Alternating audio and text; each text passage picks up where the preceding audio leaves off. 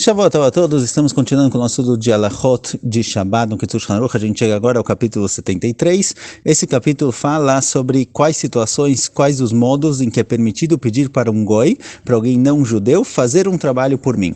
A gente viu até agora que um Yehudi não pode fazer trabalhos no Shabbat, então o que acontece se eu peço para um goi fazer um trabalho para mim? Eu peço para alguém não judeu, que não tem obrigação de cumprir o Shabbat, quando eu posso pedir para ele, quando eu não posso pedir, quais são as condições em que isso é permitido?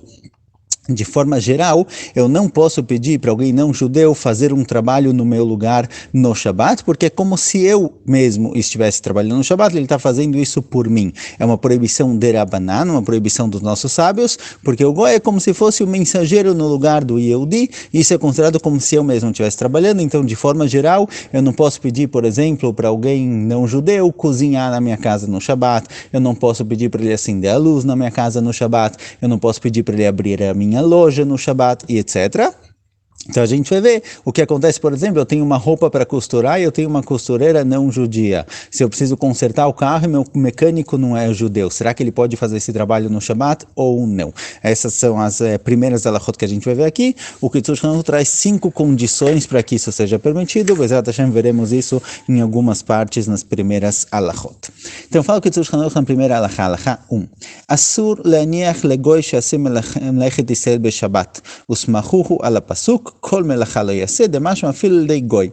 Nossos sábios proibiram, baseado na linguagem do Pasuk, Kol melachá lo yaseh, que nenhum trabalho pode ser feito no Shabat. Na linguagem do Pasuk, não parece que eu não posso trabalhar no Shabat, parece que o trabalho não pode ser feito. Daqui aprenderam nossos sábios que o trabalho não pode ser feito tanto através de um Yehudi quanto através de um Goi. Então o Yehudi não pode pedir para um Goi fazer um trabalho para ele no Shabat da mesma forma que ele próprio não pode fazer.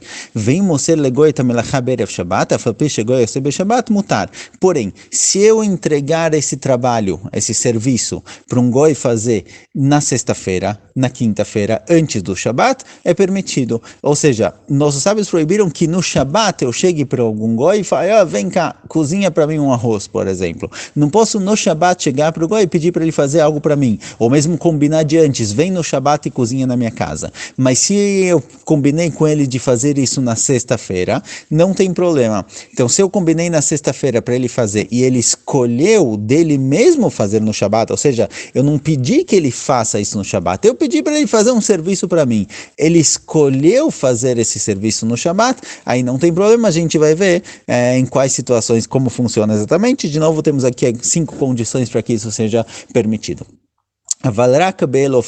Essas são as 5 condições para que seja permitido pedir para um goi fazer um trabalho e ele faz no Shabat. Ou seja, o nosso ponto é aqui, se eu preciso de alguém não judeu para fazer um serviço para mim, e eu pedir para ele na terça, quarta, quinta ou sexta-feira fazer esse serviço para mim, não tem problema que ele faça no Shabat, se cumprirem-se 5 condições.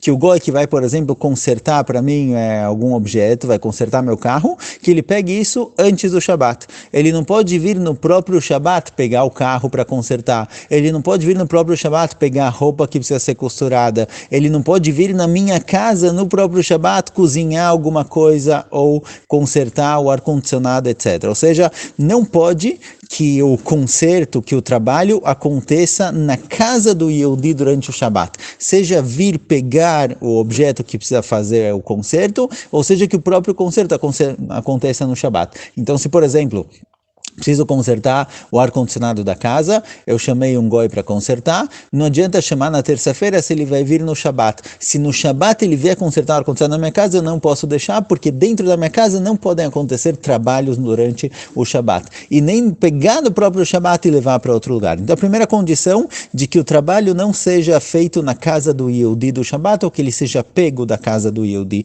no Shabat. Alachá 2, segunda condição, sheiktzotz lagoi scharo, sheaz oseh tamelachá bishvil atzmo veikabel secharo. antes do serviço, eu preciso definir para ele quanto eu vou pagar. Eu falo para ele, olha, eu vou te pagar pelo serviço 50 shkalim, 200 shkalim, o preço que seja. Assim, no momento em que eu já defini exatamente quanto vai custar o serviço, a partir daqui o goi que está trabalhando, ele está trabalhando por ele mesmo. Ele não está trabalhando porque ele faz muita questão de consertar o meu objeto, o meu cli, o que seja. Ele está trabalhando para ganhar os 200 shekel dele, ou seja, ele está trabalhando para ele mesmo e não para mim. Ele está consertando algo que é meu, mas ele está trabalhando para ele mesmo. Se eu não definir desde o começo quanto vai custar, quanto eu vou pagar, então ele não sabe quanto ele vai ganhar. Ele está trabalhando para mim e depois vamos ver quanto vai ser, quanto eu vou decidir pagar, quanto a gente vai combinar. Então ele está trabalhando, no fim, ele está trabalhando para mim, não para ele mesmo. Eu preciso que ele faça o trabalho para si só, por isso eu tenho que definir antes quanto vai custar. Por isso alguém que tem algum trabalhador não judeu, seja alguém para ajudar na casa, ou seja um escrivão não judeu que escreve para mim várias coisas, algo do tipo. Asur laniach lo lansot melacha beshabat, mipnei shamelacha irak letoelet Israel. Não posso pedir para ele fazer isso no Shabat, porque ele está trabalhando somente para mim. Então, se por exemplo eu tenho uma ozeret bait, eu tenho uma empregada doméstica que limpa a casa e lava a roupa e etc. Mesmo que ela ganhe um salário fixo, ela não está lavando a roupa para ela mesma. Ela está lavando a roupa porque é o trabalho dela na casa. Então ela está trabalhando para o Yehudi. Por isso eu não posso deixar que ela faça um trabalho no Shabat, porque ela está fazendo isso para mim, não está fazendo para si mesmo. Diferente de um serviço, por exemplo, eu dou para alguém consertar um carro, consertar uma máquina de lavar, ou alguém que tem uma lavanderia, eu levo uma sacola de roupas para serem lavadas, a pessoa que está lavando lá não está lavando para mim. É parte dos serviços que ele cumpre no dia a dia. Ele está fazendo isso para ganhar o dinheiro dele, mas se é alguém que pertence ao Yehudi, digamos assim, se é um trabalhador do Yehudi, uma empregada doméstica, alguém que realmente trabalha para mim, então nesse caso ele está fazendo isso por mim e não para si mesmo.